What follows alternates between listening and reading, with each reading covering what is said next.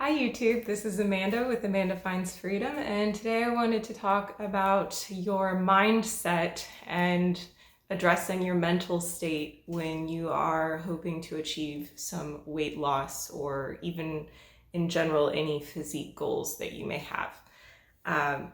So before we get into the video, just a reminder, please subscribe if you're enjoying these videos and/or click the little bell icon if you want to be notified about new videos. I've got a series coming out on anxiety soon.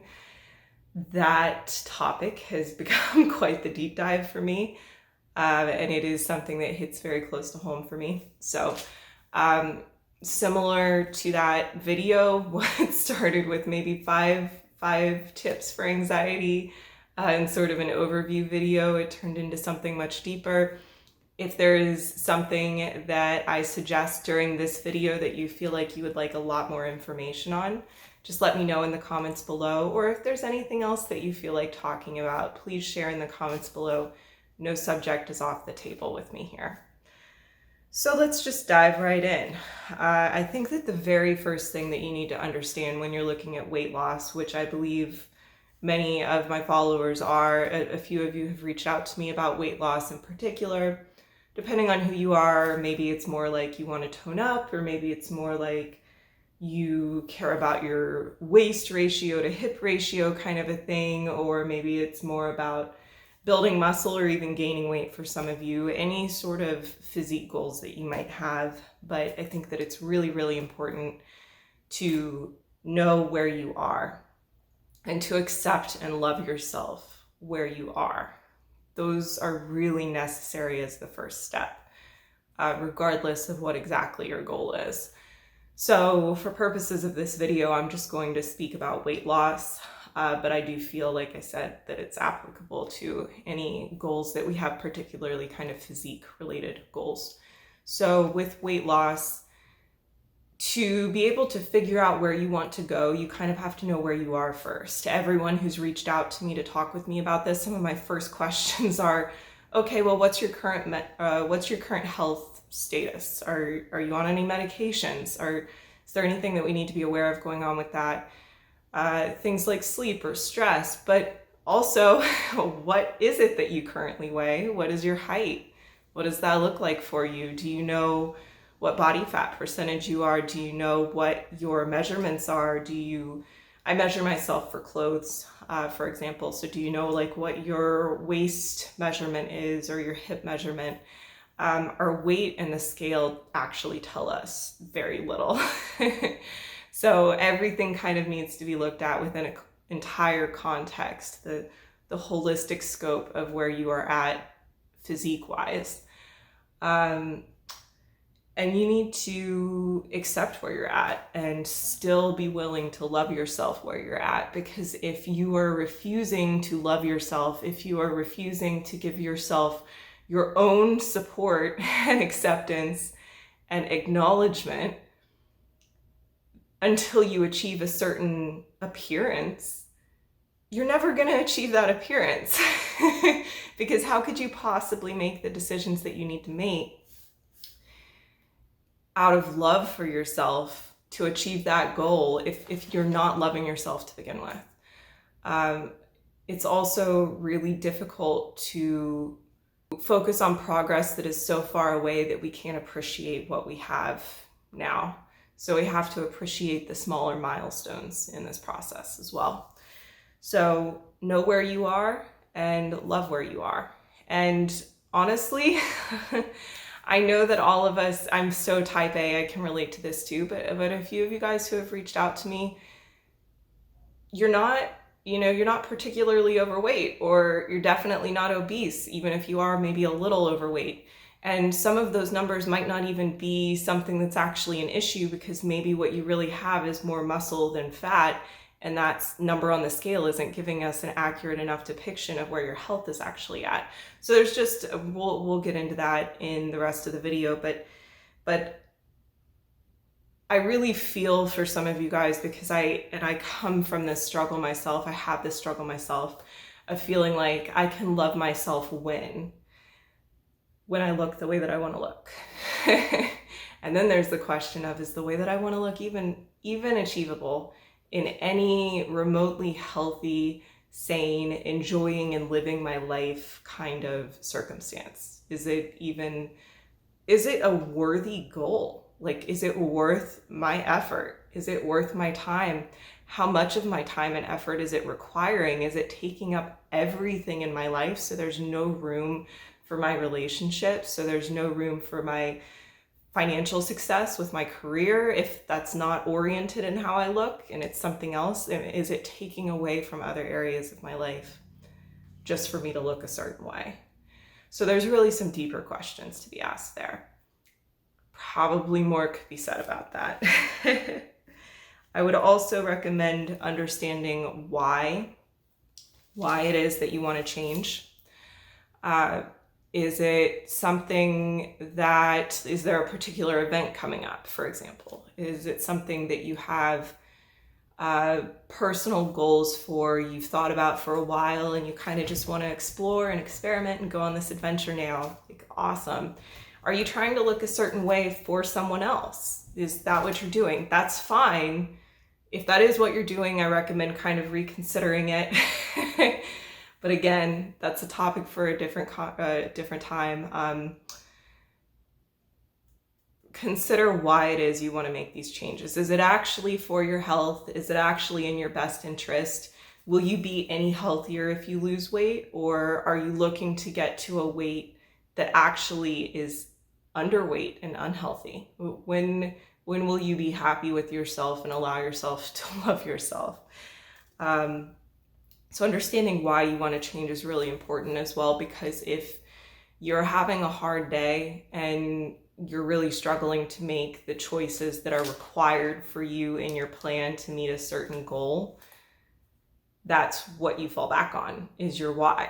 And if that's not a very, very strong, compelling reason and something that you really connect with and really believe in, it's going to make the journey a lot harder than it has to be. I would also highly recommend, I don't know how to say his name, I recommend checking out some of Greg Doucette's. Like his name looks like douche. And he kind of comes across as a douche. He really does. He's very aggressive in his videos, but his information and his message is really, really valuable. So I do recommend looking up Greg's videos. I'll leave some links in the description below and maybe link to some of them here. Some of the ones that I recommend. He's got some really great videos in the sense where they take a very complex scientific subject around this weight loss idea and the way that your fat cells interact with your body and your hunger signals. And he breaks them down into sort of layman's terms, things that we can understand without having studied it for years.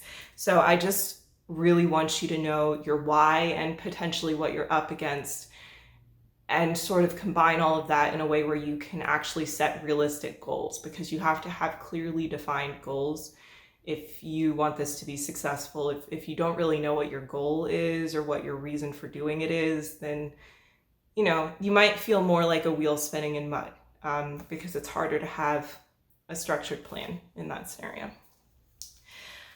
So back to the scale, I've actually stopped weighing myself. I don't weigh myself anymore.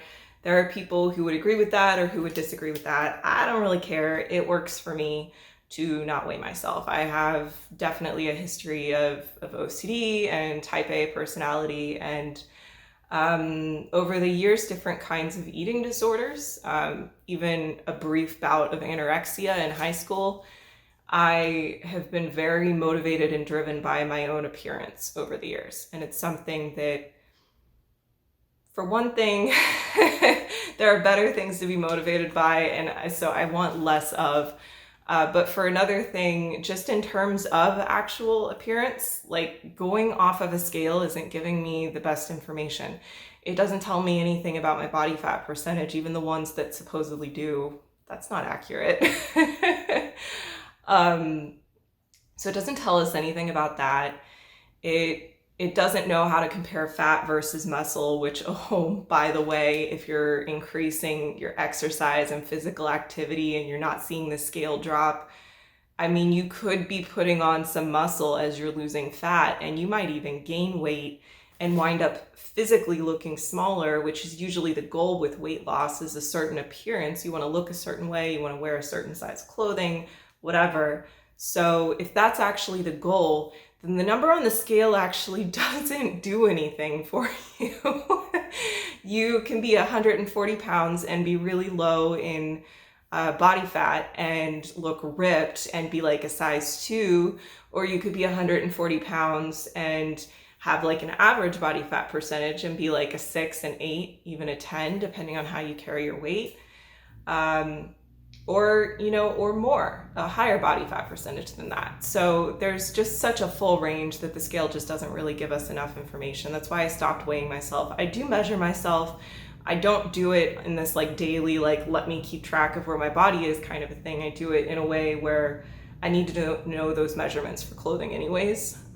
So I do it for that reason. And then I kind of, over time, notice how that changes. And then I also know how my clothes are fitting. So that's more of what I use to sort of monitor where I'm at now. All of that said, I'm at a fairly standard healthy weight. If I were obese or morbidly obese, this might be totally different advice. So please talk with actual medical professionals who are actually in your life and know your specific, very specific, unique situation. These are just very general sort of mental hacks and considerations that I think people need to have to get in the right mindset for weight loss. Absolutely prioritize your health first above everything else, and definitely above weight loss. It's not about the number on the scale, again, but it's also not about appearance. It's about your actual health. And if it's not about your actual health, then okay, maybe that's something that you just really want to aggressively pursue. Maybe you're in like the bodybuilding world or something. Like that's maybe its own separate nutshell. But for most of us, health should be the number one priority. And if it's not, we kind of need to step back and reevaluate what we're doing and why it's not our number one priority. Because really, living a good life and being healthy, more than anything else, is about having a good death, like an easy death. You want to live your life to the fullest up till the moment when you don't get to anymore. If you can do that, then you've lived a pretty good life. So health helps you do that. Looking a certain way, but being stuck in your bed is not really going to let you enjoy looking that way anymore, you know?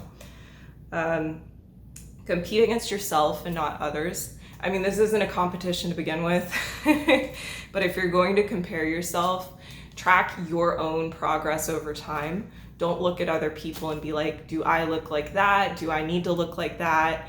Am I fatter, thinner? What do I look like compared to that person who is not me and will never be me, and I will never be them? Who cares? Track your own personal progress and see where you're at compared to your own typical set point. See where you're at compared to where you were this time last year, this time last month, or a decade ago. Compare or compete with yourself. 2 other things that I want to mention, because we're running out of time here and I have a lot more on this topic. Be prepared for the pace of weight loss to be slow. Honestly, that's for your own best interest anyways. If you're dropping weight too quickly, then what you're doing is probably not super sustainable. And at some point you're gonna have to stop what you're doing and relearn how to eat in a way that is sustainable. And the other thing is your circadian rhythm. If you are eating a lot of food late at night, that can tend to be more of an issue with your hormones and how you store fat and process calories, your metabolism, all of that. It ties into how well you're sleeping. And at the end of the day, there is a calories in, calories out situation happening, but your hormones can affect what those calories out look like, at least just a little bit, enough where it might make your life just a little bit easier. There's a lot of science behind this one. Easily its own separate video. I will provide a few links below. Gregor talks about this a lot. So those are sort of my mental hacks and considerations, I guess, around weight loss. Get in the right mindset for weight loss if it's something that you want. Thanks for joining me today, guys. Bye.